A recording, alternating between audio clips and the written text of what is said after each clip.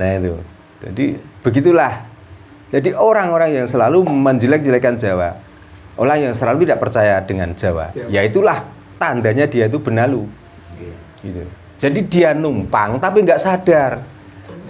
Gitu loh. Jadi mau nggak mau supaya dia muncul kelihatan benalunya, maka pohon yang asli dimatikan. Tapi begitu pohonnya mati, dia pun ikut mati akhirnya. Nah ini sudah mulai ada pohon-pohon yang kuat dihisap oleh benalu. Maka jangan tunggu lama lagi. Benalu-benalu ini akan mati karena sekarang sudah ada Roundup, sudah ada obat-obat penyemprot. Maka hati-hatilah menjadi benalu. Gitu. Yeah. Nah, orang itu sudah tahu sekarang, wah ini benalu. Sebentar lagi tersingkir benalu-benalu itu, minggat. Kalau sudah minggat, dia masuk ke alam benalu, sudah nggak terpakai. Ngumpul di sana, lalu dibakar. Makanya di sini aja kemenyek. Gitu loh. Di peringatan keras bagi benalu kan. Ini peringatan keras bagi benalu. Supaya apa? Supaya nggak selalu mengajari kita itu berpolitik dengan otak kita itu sendiri. Supaya kita itu waras, supaya kita itu nggak terhisap oleh benalu itu gimana caranya? Ya kita pupuk hati kita.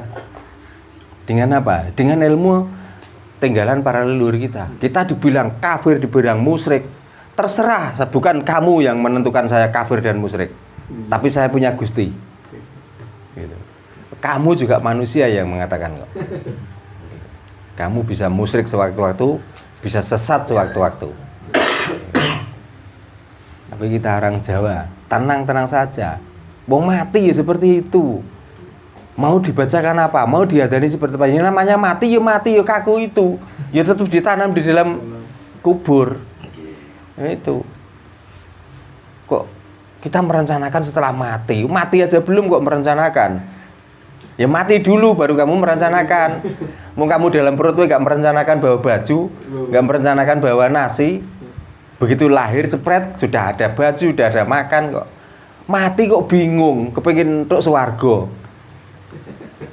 Apa saiki wis bangun tapi ya Kontrak. Nah, itu loh. Wong kita yang melakukan, kita yang ngeklaim pahalanya. Nah iki wong sing ora ditata susila, ora diadab ya seperti itu. Tidak beradab itu. Nah, tidak mau tahu malu. Wong hidup aja nggak pernah nyewa. Coba bayangno, iso nglakoni poso wae kok embel-embel njaluk ganjaran. Coba. Ini nih gak wong sing paling dablek. Nek gak wong sing paling ra duwe isin gak mungkin. Nah, karena kita orang Jawa itu punya malu, makanya dengan hidup ini nikmatnya seperti ini kita nggak pernah nyewa. Maka dibuatlah berpuasa, dibuatlah kita itu semedi, dibuatlah tirakat supaya kita masuk pada rasa dan kita tahu jati diri dan tahu diri sejati. Nah, melanjut lagi nih.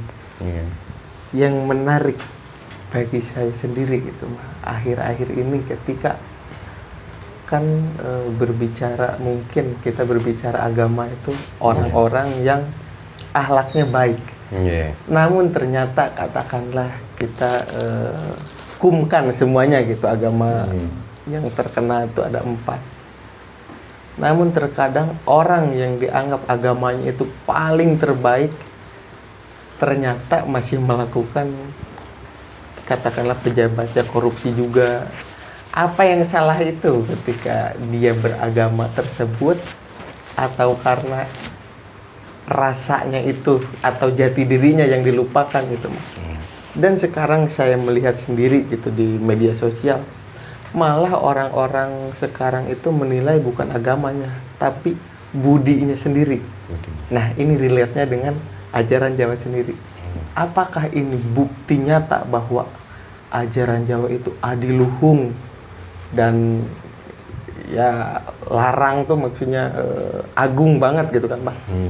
Bahwa orang-orang sekarang itu sudah tidak membicarakan tentang agamanya, keyakinannya, tapi budinya itu sendiri.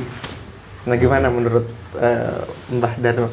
Ya karena gini, menurut saya agama semuanya mengajarkan teori. Orang Jawa semuanya mengajarkan tentang praktek.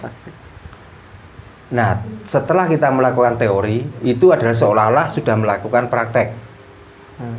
Jadi dengan teori dia mengklaimnya itu baik. Baik. Nah, dari apa yang dilakukan baik, maka dia melakukan buruk pun dianggap baik. Itu loh. Karena apa? Ajaran agama itu begitu mudahnya di saat kita itu melakukan kesalahan, cukup dengan kata-kata itu sudah bisa menebus dosa. Nah, itu namanya teori. Tapi kalau praktek enggak. Paling tidak di saat kita tuh memakan harta yang bukan milik kita, kita tuh berusaha mengembalikan. Itu praktek. Kalau teori, kita duduk bersila, kalau bisa sambil nangis, terus kita mengucapkan kata-kata, itu adalah cara untuk menebus dosa. Nah, dengan seperti itulah maka orang melakukan dosa pun berani. Karena begitu mudahnya untuk menebus dosa itu dengan ucapan saja. Dengan teori seperti itu kadang-kadang dianggap sudah bisa menghapus dosa. Atau dengan melakukan tidak makan, tidak minum, nanti kita akan disucikan lagi. Nah itu teori, ilmu teori. Ilmu praktek nggak seperti itu. Itu ilmu praktek gini. Kita kadang-kadang membayangkan usus kita loh.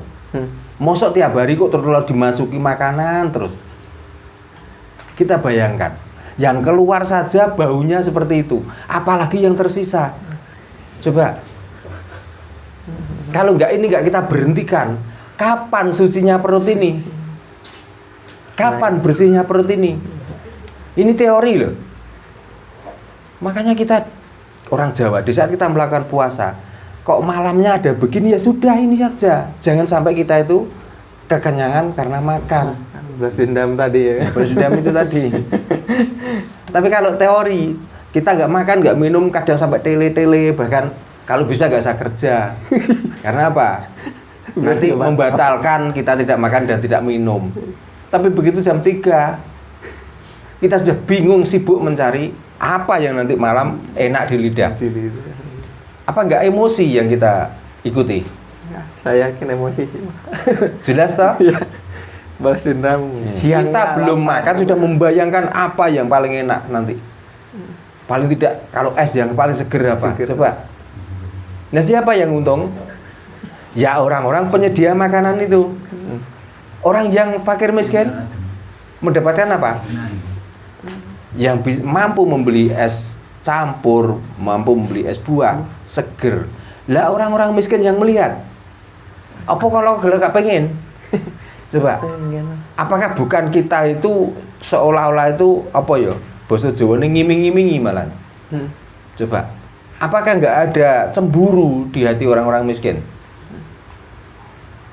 Orang kaya makan enak-enakan, nah kita nasi putih itu seuntung-untungan. Nggak ada ayam, nggak ada ikan anyaran, kadang ikan asin pun jadi.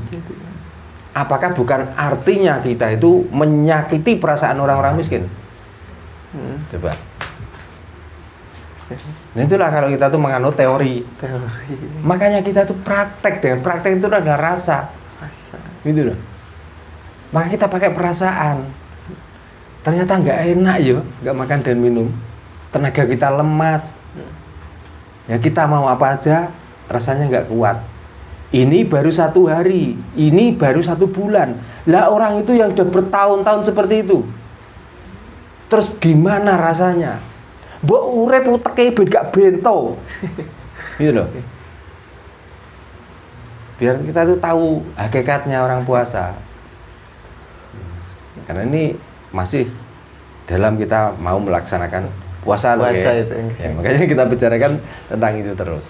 Biar cerdas. Karena puasa, sekali lagi saya tekankan, puasa bukan tidak makan, tidak minum. Itu intinya. Kalau kamu mau sehari nggak makan, nggak minum, itu urusanmu, bukan urusanku. Saya nggak pernah mengajarkan kamu tidak harus makan dan tidak minum di dalam bulan puasa. Tapi yang paling penting adalah kamu bisa memberhentikan tingkah lakumu yang buruk, melampiaskan itu, Pak. dengan apa yang kamu miliki sehingga makan minum seenakmu dewe. Hanya itu yang saya tekankan, tidak boleh. Kamu harus bisa merasakan orang-orang yang menderita karena kekurangan makan dan tidak ada yang dibuat untuk beli makanan yang enak. Gitu. Berarti intinya bersedekah. Bukan bersedekah Pak, tapi merasakan. Dengan merasakan kita ingin memberi. Bukan bersedekah. Kalau bersedekah kita nggak merasakan bisa bersedekah loh Pak. Karena ini adalah tuntutan. Gitu.